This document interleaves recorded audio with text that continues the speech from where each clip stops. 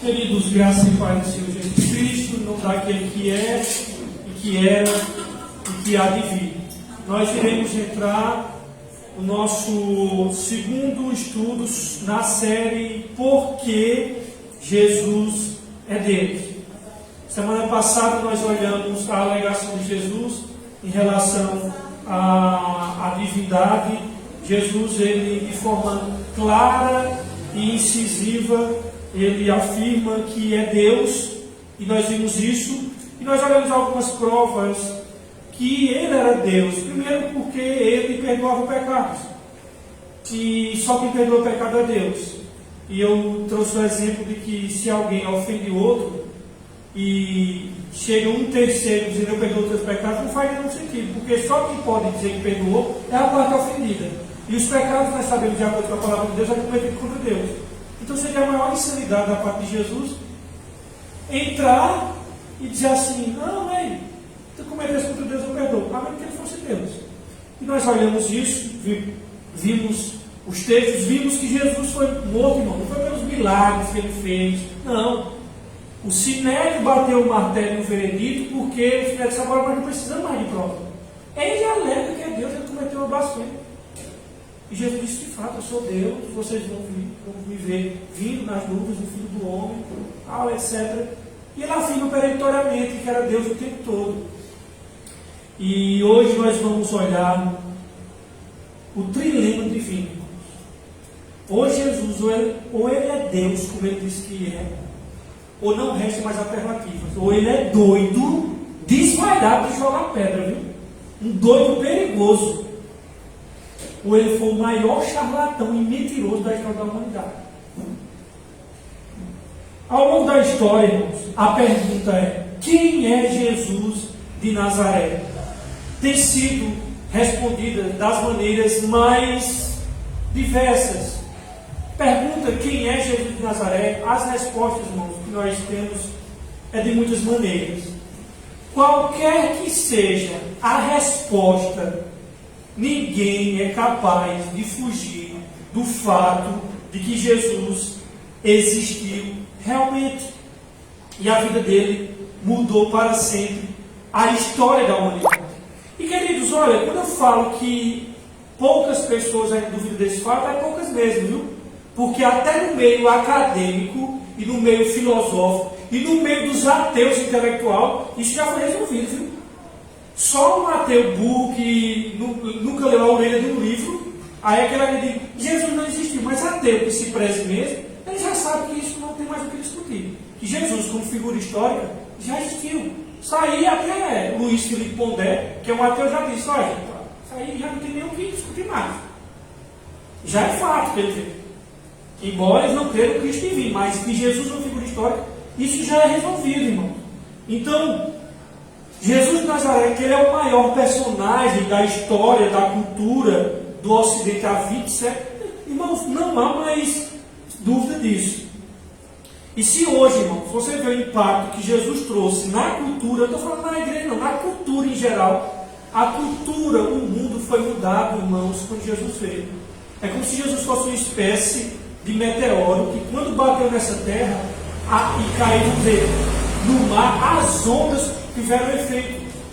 Então, a marca de Jesus na história da humanidade, queridos, ele deixou um impacto aqui na cultura de forma extraordinária. O legado que ele deixou é surpreendente, irmão. Olha, até na questão dos direitos humanos, isso daqui foi influência do cristianismo, irmãos. Natália, que é advogada, ela sabe que existe que eu esqueci o termo técnico, que se dá para que o julgamento ele seja mesclado com misericórdia, que não seja aquele julgamento mútuo. É o nome que se dá. Isso aí foi influência do cristianismo, as pessoas não sabem. Tratar dizer que o ser humano é importante e que aqueles que são deficientes mentais e não executá-los na ética darwinista dos mais fortes sobrevivem, é a influência do cristianismo.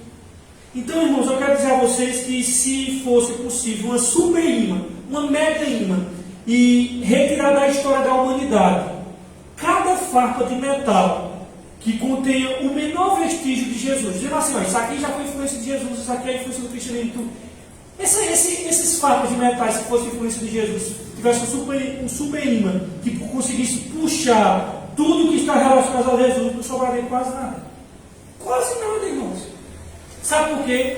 É a partir do nascimento de Jesus que a maior parte da humanidade construiu o seu calendário. A, C e DC, antes de Cristo e depois de Cristo. Em nome dele, milhões de pessoas oram hoje em dia. Qual é o maior legado de Jesus visível aqui na Terra? É a igreja. A retirada da igreja, não teríamos universidade. Vocês acham que quem fundou Oxford foi quem? Foi o Mateus? Foi? Oxford foi teólogo dos protestantes. Vocês sabem quem foi que fundou Harvard? Sabe se foi o Mateus? Foi teólogos reformados. Princeton era um seminário teológico. Hospitais feitos na Idade Média, fruto da igreja, fruto da influência de Jesus. Educação para todos. Sabe quem diz? Sabe quem foi que trouxe essa humanidade? Lutero. Não foram os nossos gregos. Quem trouxe a ideia de que educação é para todos foi Lutero. Antes de Lutero, sabe o que é que existia? Educação para homens. A mulher, alfaiataria em casa no máximo. Então assim, se a gente fosse tirar todos os vestígios de cristianismo, de protestantismo, que é fruto de Jesus, não sobraria quase nada. Viu? Hospitais, universidades, já era. Isso é fruto da gente. Reforma protestante, cristianismo, direito do ser humano sendo digno, de ser honrado todos iguais. Isso é tudo fruto, não é de Davi não, viu? Isso é fruto do cristianismo. Mulheres, tudo. Crianças, isso é tudo fruto da vida de Jesus. E ele nasceu numa vila obscura, filho de uma mulher do campo, cresceu em outra vila, né, que nós sabemos, Nazaré, onde trabalhou numa carpintaria até os 30 anos de idade. Anônimo. E aí depois dos 30, durante 3 anos e 6 meses, ele passou a ser um pregador itinerante. E Jesus jamais, irmãos, escreveu um livro. Interessante. Jamais escreveu um livro, nunca teve um cargo público, não constituiu uma família, como nós sabemos hoje em dia, né? Nunca teve um próprio lar, nunca teve casa. E, irmãos, nunca foi no lugar mais distante que não fosse a mais de 300 quilômetros onde nasceu. Ele nunca fez nada daquilo que normalmente acompanha a grandeza das pessoas. Sabe qual era a única credencial dele? Ser ele mesmo. A sua identidade. Tinha apenas 33 anos quando a maré da opinião pública se voltou contra ele. Todo mundo se volta contra ele. Seus amigos fugiram. Um deles o negou, outro o traiu. Ele foi entregue nas mãos dos inimigos com 33 anos e passou por um arremedo de julgamento à noite, que não podia, né? Foi pregado numa cruz entre 2 ladrões. Essa pessoa aqui, que nós estamos estudando, Jesus, enquanto estava na cruz, a Bíblia vai dizer que ele agonizava, e enquanto agonizava na cruz, os executores dele ficavam disputando para ver quem ficava com a roupa dele. A única posse que ele tinha no mundo era uma roupa. Quando morreu, ele foi sepultado no túmulo, não dele, ele não tinha, no túmulo emprestado de um amigo, que teve misericórdia e se apiedou dele. Interessante que 19 séculos se passaram e hoje é o personagem central da raça humana. É Jesus de Nazaré. Todos os exércitos, irmãos, que já marcharam na história da humanidade, todas as frotas que já navegaram, mar adentro e mar afora, todas as assembleias de homens importantes que já se reuniram, todos os reis que já reinaram ao longo da história, seja na monarquia, seja os faraós, seja os romanos, todos colocados juntos, não afetaram tanto a história da humanidade quanto Jesus Cristo. Nenhum deles. Ele sozinho trouxe o maior impacto para a raça humana. E a pergunta é, e Jesus, ele mesmo, o que era que ele cria a respeito dele? O que ele dizia a respeito dele? Não é que ele dizia das pessoas. O que ele achava dele mesmo? E a pergunta é, como é que os outros o percebiam? Quem era essa pessoa solitária? Quem é Jesus de Nazaré? Jesus, irmãos, ele considerava de fundamental importância o que os outros pensavam acerca dele mesmo. E ele faz essa pergunta: quem é que diz os homens ser o filho do homem? Ele queria saber o que as pessoas pensam acerca dele. Ele quer saber o que você pensa dele nessa noite. Quem é ele para você? Porque em relação a Jesus não existe neutralidade, viu? Não existe. Não existe uma terceira via em relação a Jesus. Para pegar uma linguagem mais política cotidiana. Ele disse: quem não é por mim, é contra mim. Quem comigo não ajunta, espalha. E essa noite, irmãos, eu quero olhar com vocês que Jesus, ele afirmou de forma peremptória que ele era Deus. Viu? E aqui eu fiz a questão de dizer que eu estou falando do Pai. Mas era divino. Irmãos, essa afirmação é muito severa. Porque se Jesus não é quem ele disse ser, então só resta duas alternativas. Ele é um doido ou ele é um mentiroso. E essas três coisas que nós vamos olhar essa noite. O trilema divino. Irmão, se Jesus não é Deus, ele merece um Oscar, viu? Se Jesus não é Deus, então não existe outra alternativa, irmãos. Ele é o maior dos mentirosos,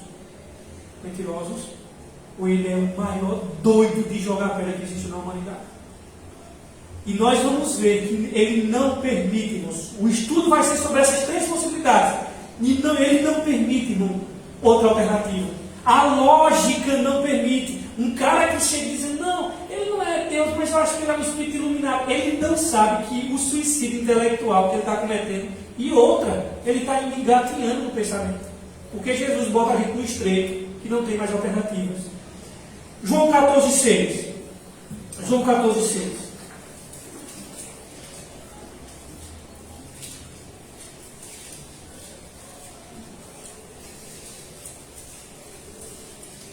João 14,6. 14,9, aliás. O Evangelho de João, capítulo 14, versículo 9. Vejam o que é que ele diz, irmãos, o verso 9. 14,9 diz João.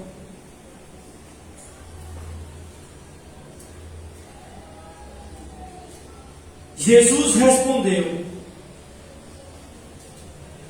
você me conhece, Felipe? Mesmo depois de eu ter estado com você durante tanto tempo? Quem me vê a mim, vê o Pai. Como dizes tu? Mostra-nos o Pai. Irmãos, quem vê a mim, vê ao Pai. Quem vê a mim, vê ao Pai. Abra agora em João, capítulo 10. Volta um pouquinho, João 10, 30. Decora essa mensagem aqui. Quem vê a mim, vê o Pai. Agora vá para João 10, 30.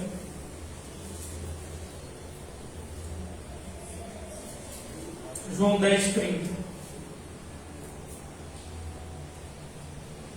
Eu e o Pai somos um. Quem vê a mim, vê o Pai, e eu e o Pai somos um. Irmãos, Jesus, ele, de forma clara, em letras garrafais, em caixa alta, ele diz: eu sou divino. Se Jesus, irmão, não é quem ele disse ser, então só vai abrir duas possibilidades. E aí vai botar mais. Ou Jesus é Deus, ou Jesus é mentiroso, aliás, ou ele é um louco. E eu quero agora trabalhar na possibilidade daquelas, não nós, porque eu creio aqui que nós cremos na divindade de Cristo, mas é o mundo, irmão. Eu estava no meu trabalho, hoje eu não trabalho mais comigo, é meu coordenador. Ele disse assim: Rafael, eu já passei por vários ambientes, adventismo, igreja evangélica, católica e espiritismo. O que eu acho interessante, que eu gostei mais, foi do espiritismo. Por quê? Ele disse: porque o espiritismo diz que Jesus é um espírito evoluído. E aí eu usei essa lógica. Eu disse: o próprio não está aí, meu querido. Porque Jesus se declara Deus. E se ele não é quem ele disse ser, ele não serve nem para ser espírito evoluído. Por quê, irmãos? Eu não creio que Jesus é Deus. Então, meu amigo, Eu vou mostrar para vocês ao longo do estudo que não dá para dizer que ele é profeta, nem espírito iluminado e nem sequer um espírito evoluído. Por quê? Porque diante da afirmação que ele disse a ser quem ele era, se ele não é quem ele disse ser, meu amigo, ou é doido ou é mentiroso. Eu quero trabalhar na primeira hipótese, na possibilidade de Jesus ser um mentiroso. Vamos trabalhar, irmãos, que Jesus não é divino, então ele era mentiroso. Sabe por que ele era mentiroso? Se ao fazer, se ao fazer suas afirmações, como ele fez aqui, Jesus sabia que não era Deus. Veja, pensa comigo, ele afirmou que era Deus, mas digamos que ele não era. E ele, ao fazer essas afirmações que ele sabia que não era Deus, então ele estava mentindo, irmãos. Porque se ele sabia que não era e dizia ser, isso é o quê? Isso é uma fake news, irmãos, que existe na história. Se ele, aí vem as implicâncias. Eu quero levar o pensamento, irmãos, até a última consequência, viu? Eu quero aqui que nós vamos até o final, para ninguém ser superficial. Se ele mentiu, se ele era um mentiroso, ele também era um hipócrita. E, irmãos, por que ele era hipócrita? Porque ele ensinou aos outros ser honesto a qualquer custo, enquanto ele mesmo ensinava e vivia de uma forma mentirosa. Ele vivia uma enorme mentira. Por quê? Porque ele dizia ser Deus, mas não era. E se ele era mentiroso, me diga, irmão, se um cara desse servia para ser um mestre da moral, servia? Eu estou trabalhando, irmãos, veja, eu estou pensando aqui, apertando alguém certo, viu? Que diz, não, eu não creio que Jesus vai vir, mas eu creio que ele é o mestre. Não, peraí, meu amigo, não dá. Porque ele disse que ele era Deus. Então a pergunta é, ele vivia uma enorme mentira. E mais do que isso, irmãos, ele seria perigosíssimo. Ele seria, pode passar outra torneira comigo, ele seria um demônio. Sabe por quê? Porque Jesus, ele ensinou, na verdade, deliberadamente, as pessoas a confiar o destino delas neles. Ele diz, olha, confie o destino delas a mim. A mim confie o destino de vocês. Veja que perigo, irmão. Se ele não era capaz de sustentar suas alegações e sabia que suas alegações eram falsas, ele indescritivelmente era mau. Entende como alguém que diz assim, não, eu acho que ele é um cara legal, ele é um cara bacana. Amigo, você não entendeu, o buraco é mais embaixo com Jesus. Porque se ele não era o que ele disse ser, ele era esse sujeito aqui, olha, mau. Ele não dava para ser o mestre. Irmão, que mestre é esse que vive mentindo? Que sujeito iluminado é esse que mente a sua própria identidade? E por fim, eu só estou trabalhando na hipótese de que ele era mentiroso e vou ver que não faz lógica acreditar que ele era mentiroso. Por quê? Porque, irmão, ele seria um tolo. E eu vou dizer por que ele seria um tolo. Porque ele foi alegar que era Deus e que isso levou ele a quê? Qual foi o final disso? A morte.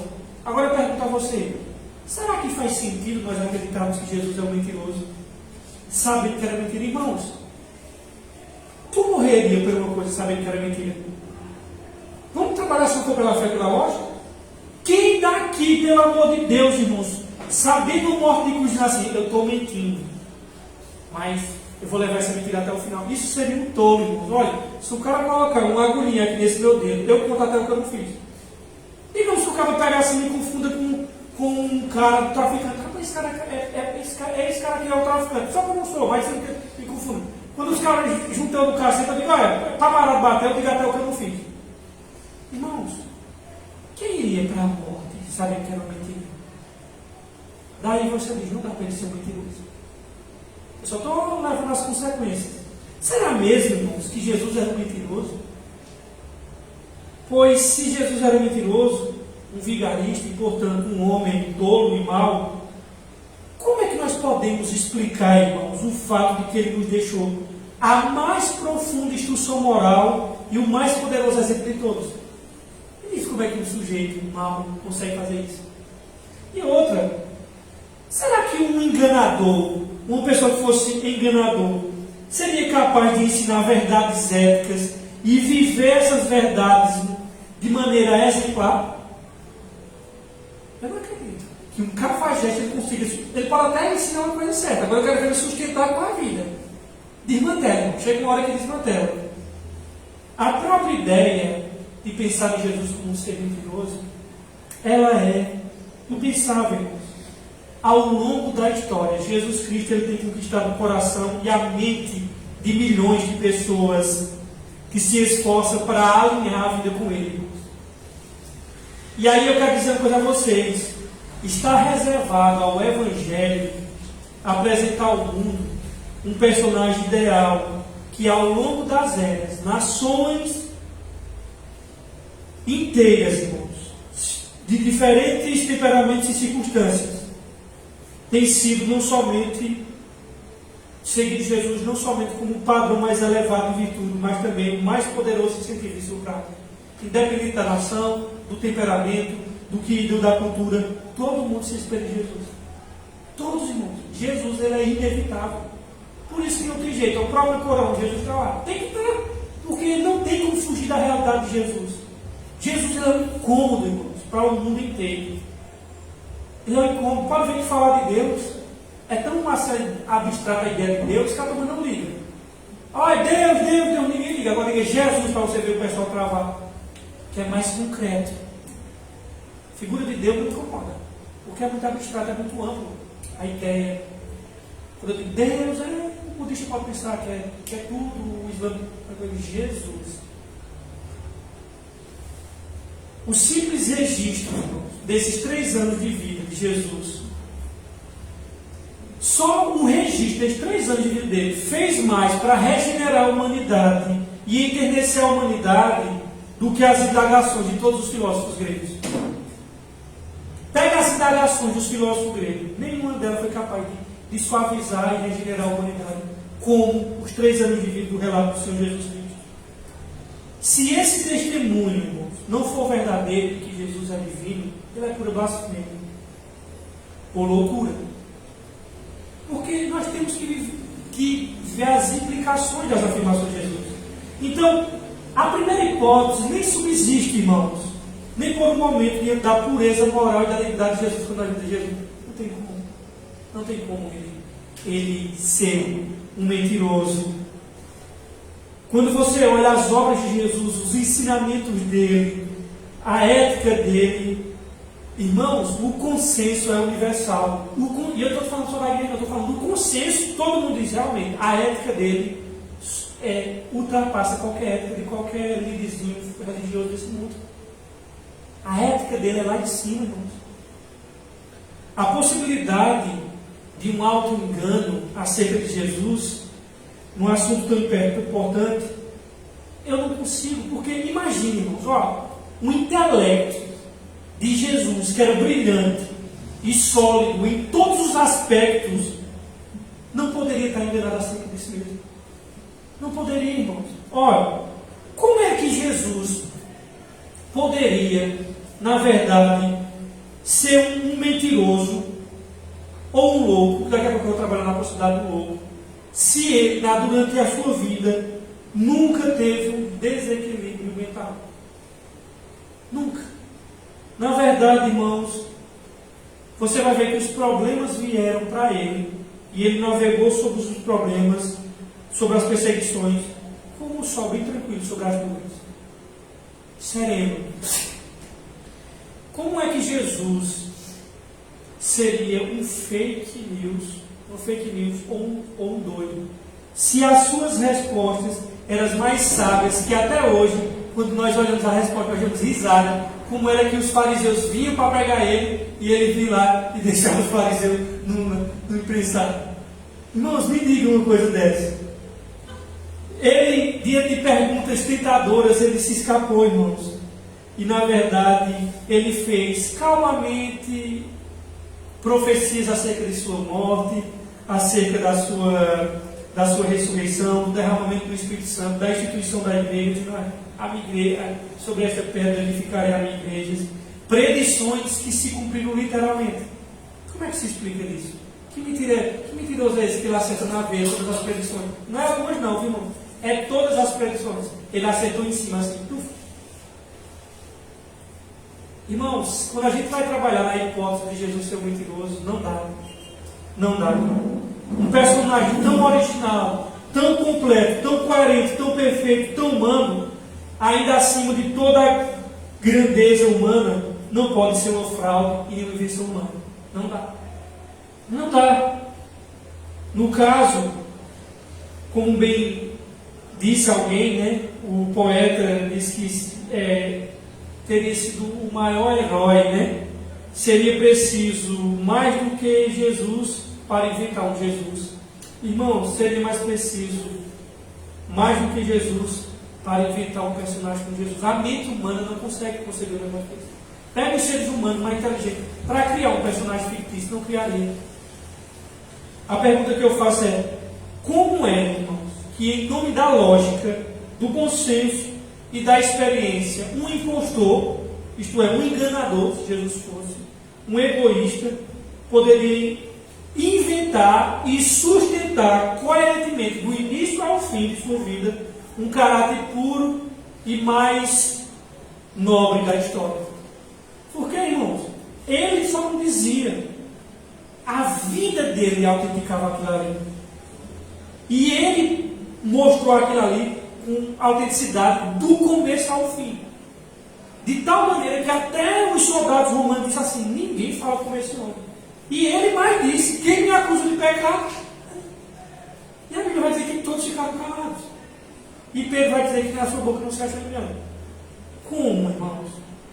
Em nome da lógica, esse ser poderia ter tido êxito no planejamento e na realização de um plano de caridade, de magnitude moral e sublimidade inigualável, que até hoje é exemplo para todo mundo, se ele fosse um fake news. Irmãos, não dá. Diante do preconceito judaico, se Jesus fosse um embuste, ele teria sido desmascarado imediatamente, porque o sistema religioso estava o tempo todo em cima dele. E a resposta naturalmente é que Jesus não poderia ter sido um embuste. Não poderia ter sido um embuste. Alguém que viveu como ele viveu, ensinou como ele ensinou e morreu como ele morreu, não poderia ter sido um mentiroso. Mas espera aí. Se ele afirmou ser Deus, e uma das alternativas é mentiroso, nós vimos que não tinha condições de ser uma mentira, então existe uma terceira alternativa. É que Jesus era um doido. Vamos trabalhar na possibilidade para ver se faz sentido ele ser um doido? E aí, eu não sei se o irmão Marco colocou, mas pode colocar aqui já na segunda questão de Jesus. Pode passar para a segunda. De Jesus ter sido um louco. Veja, ele disse que era Deus. Não, mas se ele não disse se ele não é quem ele disse ser, então era um mentiroso. Nós vimos. Mas aí nós vimos que ele morreria pela mentira. E sabendo que essa mentira ia levar para a morte. Então, beleza. Então, resta uma terceira alternativa. Aliás, uma segunda, né? Então, para parte mais dele é Deus, aí ele não é. Ele afirmou ser Deus. Então, beleza. Eu não creio que ele é. Então, resta isso. Ou mentiroso ou doido. Então, nós vimos mentiroso. Vamos olhar essa outra alternativa agora, dele ser um doido. Por que ele seria um doido? Irmão, se é inconcebível que Jesus tenha sido um mentiroso, seria possível que ele achou na cabeça dele que ele era Deus, mas estava enganado? Não trabalha nessa hipótese. E que, na verdade, não é que ele estava mentindo, mas, na realidade, ele achava, a mente dele criou isso, e ele estava sincero, mas estava errado. E aí eu quero afunilar, irmãos, que é preciso, porém, lembrar que Jesus estava numa cultura extremamente monoteísta. E monoteísmo significa adoração ao único Deus.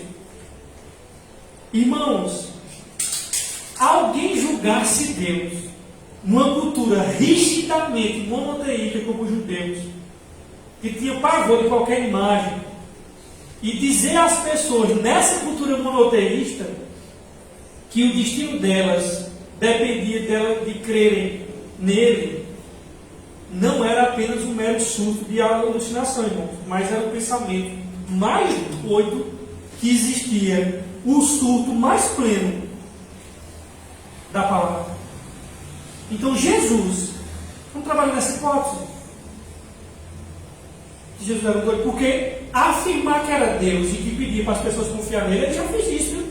Dentro da cultura judaica, ele foi essa pessoa. para vocês e dissesse, irmão, deixa eu dizer uma coisa aqui a vocês. Eu dissesse isso com toda sinceridade. Se eu chegasse assim e disse, irmãos, com convicção plena, não sem brincadeira, eu dissesse assim, irmãos, eu quero dizer que eu sou o maior filósofo da América.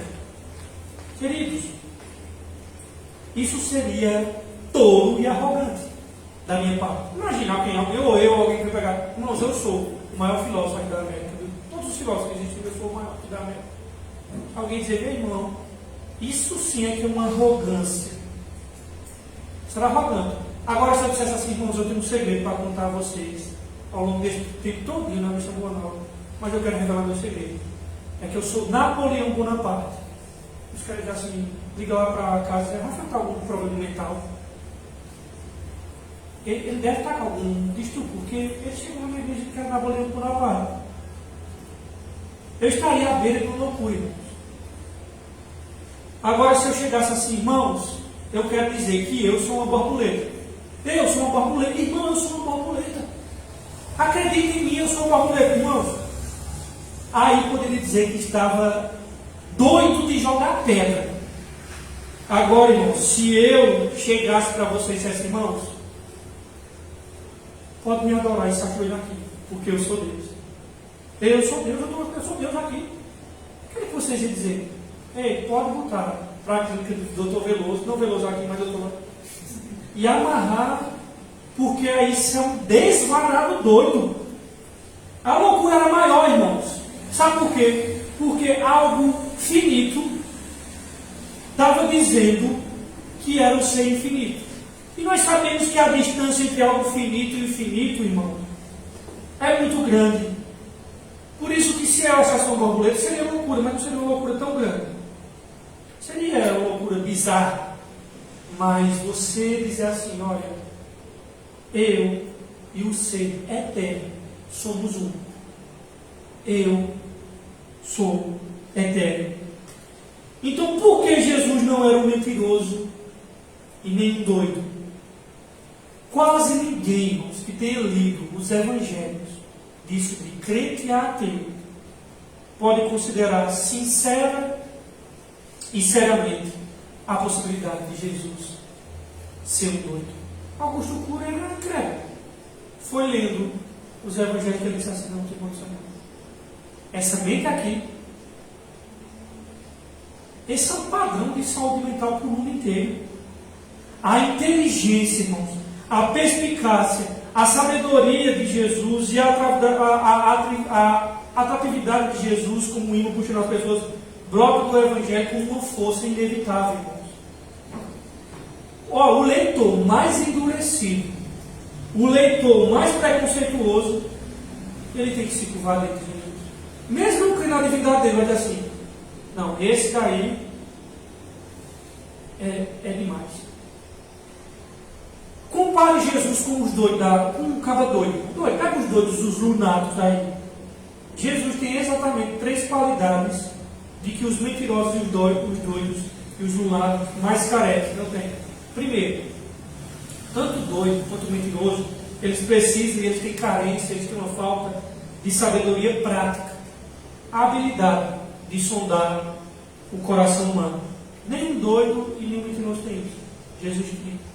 Outra coisa que os doidos e os mentirosos não têm, eles carecem, é um amor profundo e cativante, uma compaixão ardente, a capacidade de atrair pessoas e fazer essas pessoas se sentir à vontade e perdoadas diante dele. Nem um doido e nem um mentiroso consegue isso. Jesus conseguia. A terceira coisa é a capacidade de surpreender. Jesus era imprevisível, irmão. Sua criatividade. Os loucos e os mentirosos, eles são estúpidos. E eles são todos eles previsíveis. Ninguém com conhecimento dos evangelhos e do ser humano, ele conhece um pouquinho da antropologia humana e dos evangelhos, ele pode considerar seriamente a possibilidade de Jesus ser um mentiroso ou um louco, um lunático, um imã. Eu e o Pai somos um. Quem vê a mim, vê o Pai. Antes que Abraão existisse, eu sou. Meu querido, isso é muito louco, ou isso é absolutamente divino? Só o maior de todos os loucos, ou aquele que é completamente Deus, pode, no caso, perdoadamente, dizer isso com essas palavras. Irmãos, se Jesus fosse um doido, que pensava que era Deus, ele não é, mas ele pensava, vou dizer aqui, um doido, nós, seres humanos, teríamos facilmente conseguido identificar as diversas manifestações da loucura dele, de sua megalomania, de sua síndrome de onipotência, um doido que agora botou na cabeça que era Deus. Facilmente nós conseguiríamos, pelo mecanismo que nós temos hoje, da psicanálise, da psiquiatria, conseguir nele traços de narcisismo, traços de loucura. Facilmente nós conseguiríamos identificar traços de loucura pelos mecanismos que nós temos hoje. Interessante é que nenhum mecanismo que nós temos hoje, de parafernália tecnológica, consegue identificar traços de loucura de Jesus. Pelos padrões que eles conseguem identificar um doido. Ninguém consegue. Que loucura é essa, irmãos? Que os aparelhos tecnológicos, de acordo com seus padrões, não conseguem identificar essa loucura de Jesus. Ficaria mais fácil, irmãos, explicitar os surtos de loucura desse, se Jesus fosse um louco. Porque quem é louco, os surtos vão crescendo cada vez mais. E cada vez mais vai ficando desvairado. Só que, entre aspas, a loucura de Jesus, ela é sensata. Ela é sensata. Essas afirmações contundentes que ele faz a respeito de que ele é divino, ela começou com 12 anos de idade para mim. Foi com 12. Não foi com 33 anos, não. E nem com 30, quando ele começou. Foi com 12 anos de idade. Quando Maria subiu a Jerusalém para comemorar as festas judaicas, porque o calendário judaico era cheio, Pentecostes, Páscoa, a festa dos pães ázimos, aí saía torando. O calendário era recheado. E todos os judeus que morassem fora tinham que ir para lá. E não era carro e Uber não, era a pé. E aí, esse, entre aspas, surto de sabedoria, e ele afirmando que ele era Deus, 12 anos de idade. Lá vai Maria, saiu, foi comemorar a festa judaica com José, e ele está voltando, no meio do caminho, um dia e meio assim, no meio daquela caravana que é a comunidade aqui, né, todo mundo junto, percebeu, cadê Jesus? Está aqui não, vamos voltar. Já tem dado um dia e meio indo, e agora é mais um dia e meio voltando, deu 3 dias. Bato lá em Jerusalém. Onde é que ele estava? No centro da teologia, na sinagoga, irmãos, dando aula aos rabinos. Irmãos, vocês estão pensando que rabino, o judeu, ele é um pastor neopentecostal de favela, que não sabe nem interpretar a Bíblia? Meu amigo, os caras são eruditos, são extremamente inteligentes. Não precisa ir para a época de Jesus. Vá olhar dia de sábado lá em Israel, como é que faz? Criança de 12 anos, irmão. Olha, é de manhã até o final do dia estudando, só para almoçar, e o dia todo na sinagoga, estudando, passando que é 2 horas de culto igual a gente é o dia todo aqui. Os camaradas são extremamente inteligentes. E na época de Jesus, eles eram autoridade política também. Quando Maria chega lá, os rabinos estavam com o queixo, o maxilar já caindo no chão. Jesus com 12 anos, eles ouvindo Jesus, o texto diz que eles ficaram perplexos diante da sabedoria de Jesus. E aí Jesus com 12 anos de idade, quando é indagado pelos seus pais por que os havia deixado e se afastado dele por 3 dias, a resposta dele foi: não sabias que a mim convinha estar na casa do meu pai? Eu devia estar aqui na casa do meu pai. Ele disse assim: José, Maria, só tu não sabia não que a mim me cumpria, era meu dever estar na casa de meu pai, fazendo afirmações sobre Deus de pai, de uma maneira que o judeu não chamava. Querido, depois daí, essas expressões e essas afirmações ficaram cada vez mais contundentes e peremptórias, irmãos, nunca mais cessou, desde os 13 anos de idade. Essas afirmações se foram crescendo, vai se avolumando, e as afirmações cada vez mais ficam contundentes, até esse ponto aqui, no final do qual ele diz: eu e o Pai somos um, quem vê a mim vê o Pai. E ele diz, ele chega nesse estágio, nesse ponto que ele nos encurrala, irmãos, e ele diz: olha, eu sou antes dos tempos eternos, eu sou antes da criação do mundo, eu sou antes de Abraão, olha, antes que o vosso pai Abraão, que vocês não se gloriem de Deus, antes que o vosso pai Abraão existisse, eu sou. Meu irmão, é coisa séria, é afirmações contundentes. Não dá, irmãos, Jesus nos encurrala, irmãos, não dá. Não dá para depois de ler e de ver a vida de Jesus, das afirmações dele, pensar qualquer outra coisa a respeito de Jesus. Não dá para pensar qualquer outra coisa a respeito de Jesus, a não ser que ele seja Deus ou doido. Não dá. Irmãos, a loucura dele, eu já disse, ela é indetectável. Indetectável. Deixa esse gadareno passar aí. Irmãos, quando eu vejo um sujeito desse, com um som nessa altura, sabe o que ele está dizendo? Me percebam, me notem, eu quero aparecer. Porque o ser humano não consegue viver com a realidade de que ele é insignificante. Aí ele precisa de um negócio desse. Sabe qual é o que se traduz disso? Eu preciso ser visto, por favor, me notem, me percebam. Isso aí é o que se traduz. É a vontade de ser percebido e notado, porque não consegue conviver com a realidade de ser insignificante. Aí a vontade da gente, o tesão é aparecer. Isso é um insignificante que quer ser notado. Irmãos, a loucura dele é indetectável. Indetectável. Pelos instrumentos de análise e detecção. Porque nós sabemos que hoje tem instrumentos de análise, de detecção de loucura, que nós humanos temos possuído de 2000 anos para trás, de 2000 anos para cá, só que de 100 anos para cá, esses instrumentos de detecção de loucura ficaram mais sofisticados, de 100 anos para cá.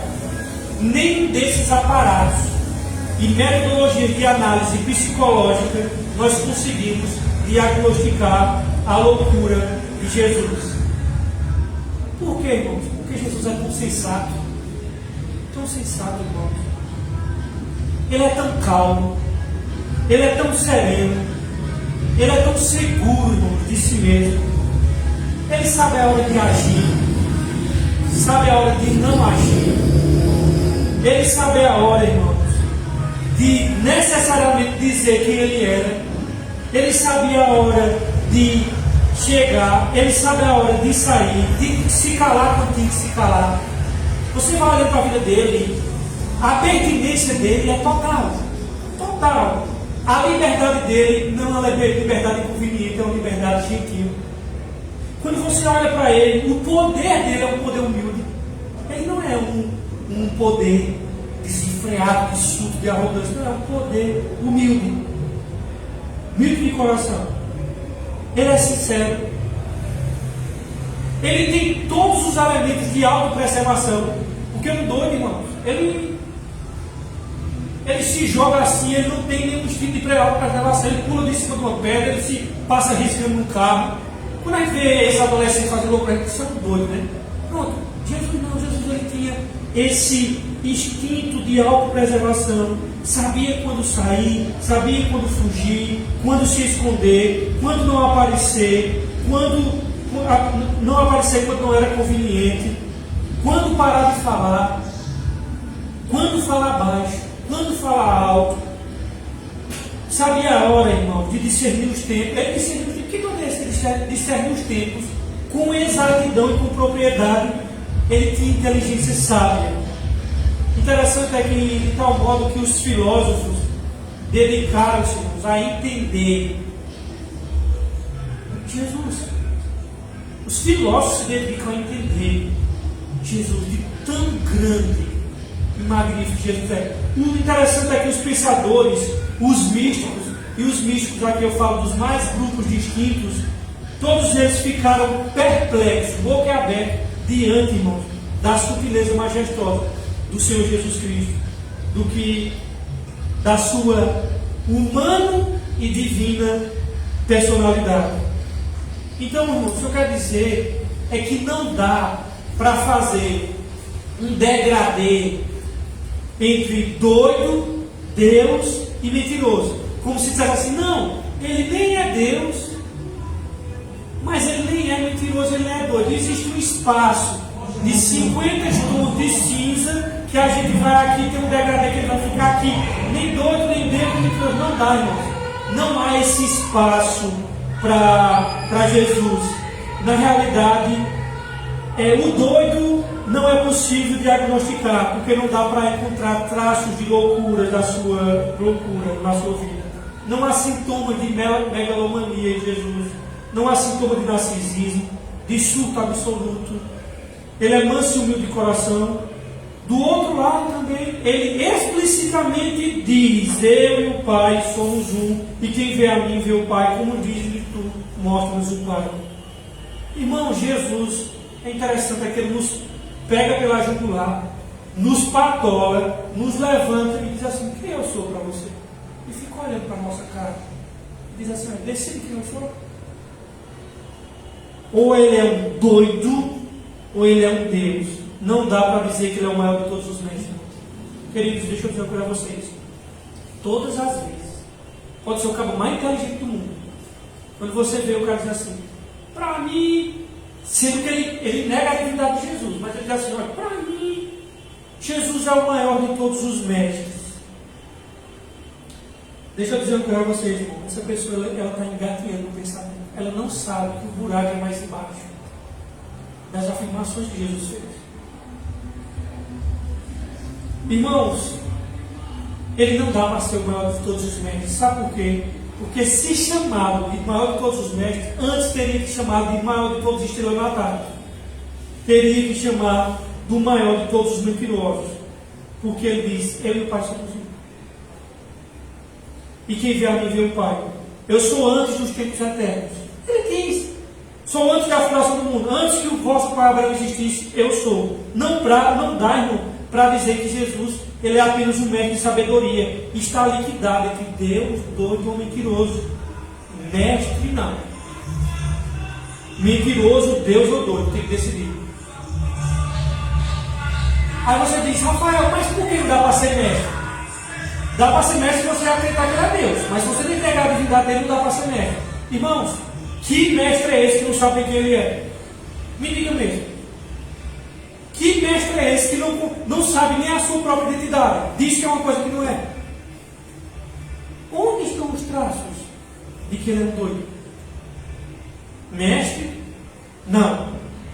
Ah, não. Aí disse aqui meu colega de trabalho, que eu dei uma aperto nele, que esse aperto que eu estou dizendo para você, eu não falei para ele. Ele olhou assim, disse, realmente não tem uma opção. Ou ele é Deus, ou realmente ele vai acabar sendo mentiroso ou doido. E aí eu digo, irmãos. E ele disse, Jesus é o Espírito mais iluminado. E é o que os Espíritos dizem, o que os místicos dizem. Aí eu pergunto, que Espírito iluminado é esse, irmãos, que estaria tendo um surto de megalomania de luz? Porque o mais iluminado dessa terra, ele recebe luz. Ele é iluminado, né? Ou seja, ele recebe luz. O mais iluminado dessa terra nunca disse, eu sou a luz do mundo. Perceberam? Vocês já viram, eu vou pegar os iluminados, não só da Bíblia, não só Abraão, Davi, Moisés, Paulo, Pedro, essa galera do Antigo Testamento e do Novo. Vamos pegar dos outros, de outras religiões. Quem foi o maior iluminado desse mundo? Assim, eu sou a luz do mundo. Buda fez isso. Buda não tem nem coragem de chegar perto. Foi Allan Kardec. Que Allan Kardec é um pseudônimo, né? O nome dele é Leon Derivé. E Allan Kardec era um poeta celta, que ele dizia que baixava nele e que dava fiesta das revelações. Então, até Allan Kardec chegou a dizer assim, Deus falou de mundo. Quem foi? Gandhi foi. Então, que sujeito, que ser de luz é esse que surtou na sua megalomania por dizer, não, eu sou a luz. O mais iluminado deixa claro, os mais iluminados dessa terra, eles fazem questão de deixar claro que ele e a luz não são a mesma realidade. Olha, eu e a luz não é a mesma realidade, não. Vê se Jesus faz isso. Ele bota para torar, ele diz, eu sou a luz do mundo, viu? Ele não diz, eu sou a luz, ele diz, a luz sou eu. E ele trata-se como se tivesse vindo ao mundo para iluminar todo o homem. Meu amigo, essa afirmação de Jesus é contundente. O espírito mais iluminado estaria mergulhado no megalomania, irmãos, porque estaria convencido de que ele era autor da própria luz, portanto estaria fazendo uma confissão de divindade. Então, trabalhar nas hipóteses, ele é o mais iluminado, não dá, meus irmãos, não dá. Agora eu pergunto, que espírito iluminado era esse que estaria enganado sobre si mesmo? Pensa na iluminação? Ou ele é iluminado? Estou vendo, estou iluminado para eu saber quem é. Entende, irmãos, que não dá para tratar ele como só espírito iluminado, que as afirmações que eles fazem, ou a gente aceita, ou ele acaba dizendo, se eu não for isso que eu disse, então é doido, é mentiroso. Está aqui, Jesus. Alguém diz, o ser mais iluminado dos espíritos, vai ficar dizendo assim, ele disse que era Deus, tu acha que ele é Deus? Não acho que ele é Deus, eu acho que ele é iluminado. Que iluminação é essa? Se ele disse que era Deus, ele não sabia nem quem ele era, pensa no cabelo iluminado. Irmãos, com essa lógica, tu aperta qualquer um, tu aperta espírita, aperta do Estado Islâmico, testemunho de Jeová, tudo. O cara do islamismo, chega no judeu, chega no cara do muçulmano, chega o cara assim, ô bichão, tu acredita que Jesus é mentiroso? Não, ele vai dizer assim, eu não, Jesus é profeta. O cara diz, mas ele disse que era Deus, e aí? Aí ele não pode dizer que Jesus é Deus porque ele disse que Deus foi lá. O cara diz, e aí? Bicho, como é que está fazendo? Porque ele disse que era Deus, e aí? Aí ele vai ficar no espelho, não. Ou ele vai se render, mas não, ele vai ter que abrir mão de alguma coisa. Ou da crença dele e dizer realmente, Jesus não é mentiroso, ele vai dizer assim, não, realmente ele não é. Mas ele disse que era Deus, e aí? Isso serve para pegar qualquer um, irmão. Mas está vendo que está liquidada essa história de espírito iluminado, não dá? Que iluminação é essa que ele não sabia que ele era? Não, mas ele é um dos profetas. É mesmo? Qualquer um dos profetas, irmãos, que dissesse assim, eu e o Pai somos um, não ficaria um dia vivo. O povo dizendo matar, o dia apedrejar, que era blasfêmia, segundo Levítico. Imagina Abraão. Eu e o Pai somos um. Ficou com H e ainda mentiu, disse que era irmã dela para não ser morto pelos outros, dizendo assim, eu e o Pai somos um. Não dá, cara. Tu é gente boa, brother, mas tu tá fraco demais. Imagine Noé, bebo lá, mostrando tudo, aí levanta-se depois da ressaca, eu e o Pai somos um. Não dá, meu irmão. Lá vem Moisés, depois de ter matado um egípcio, olha, eu e o Pai somos um. Só para a gente sair correndo de Deus, e dar uma carreira. Imagine Davi. Davi chegando, fazendo essa afirmação daqui. Eu e o Pai somos um. Só não deixa a mulher subir perto dele muito tempo, viu? Não dá. Isaías. Eu e o Pai somos um. Isaías lindo, erudito. Mas não dá. Acordava de manhã com todas as idiosincrasias que nós temos. Todos os dias. Quem, meu irmão, pode dizer aos profetas, eu e o Pai somos um? Se ele não é Deus, só nos sobra vê-lo como mentiroso ou louco, caso não aceitarmos a sua divindade. Em Jesus não fica alternativa, irmãos. Ou ele é Deus, ou ele é louco, e na verdade nós temos que decidir. Espírito de luz, não dá. Que luz é essa que eu sabia nem que ele é? Sabedoria elevada, ele não nos foi dado essa alternativa, irmãos. Se você pegar em qualquer das perspectivas que seja, que nós tentássemos fazer uma combinação entre o que Jesus falou de si mesmo e o que ele afirmou sobre o significado da sua existência e vinculou ela com algo visceral, não dá para encarar como um sábio apenas. Maior de todos os sábios, não, meu amigo, você está engatinhando ainda. Ele disse que era Deus, mas eu não creio nisso, então é mentiroso. Haveria, irmãos, uma insensatez essencial nesse sábio. Que a insensatez era essa que disse que era Deus. E nesse sábio haveria traços de narcisismo que inviabilizaria ele, irmãos, de qualquer ser taxado, qualquer espírito de luz. Porque seria muito egocentrismo uma pessoa não ser Deus e dizer assim: eu sou Deus. Eu e o Pai somos um. A ponto de se declarar Deus. Nós não temos alternativas em relação a Jesus. No que diz respeito a ele, profeta, um dos profetas, profeta de quê? Me diga que profeta é esse que não acerta da profecia, não acerta a servir de sua identidade, não consegue discernir quem ele é. Que profeta é esse? Não há alternativa, querido. Nós precisamos decidir se ele é Deus para nós, ou se ele é um doido ou mentiroso. Porque não existe um degradê entre Deus, doido e mentiroso. Ou ele é um, ou ele é uma dessas coisas aí, dessas três tipos de Deus, doido ou mentiroso.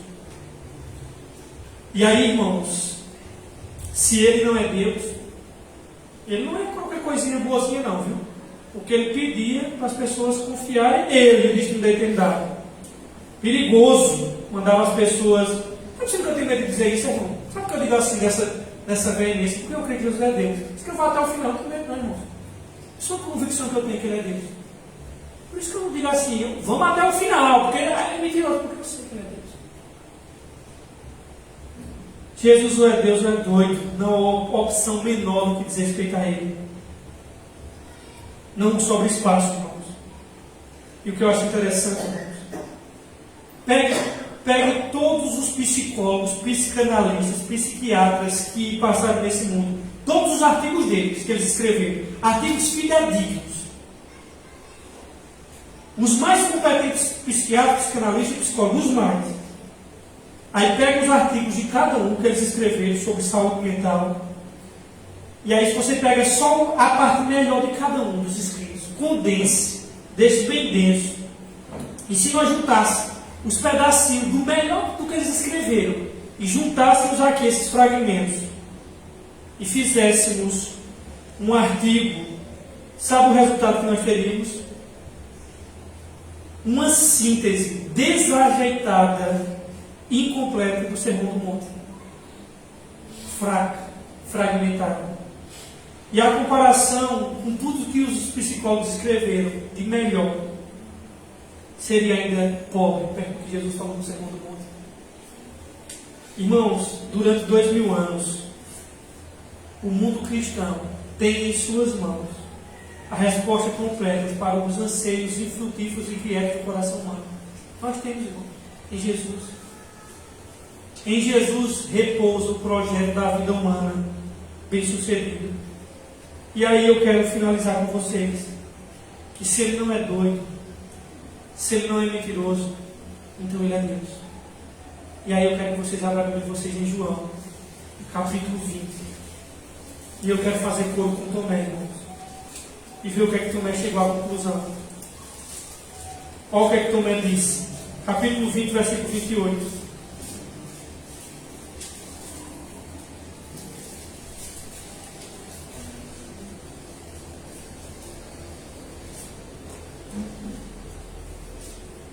E 28.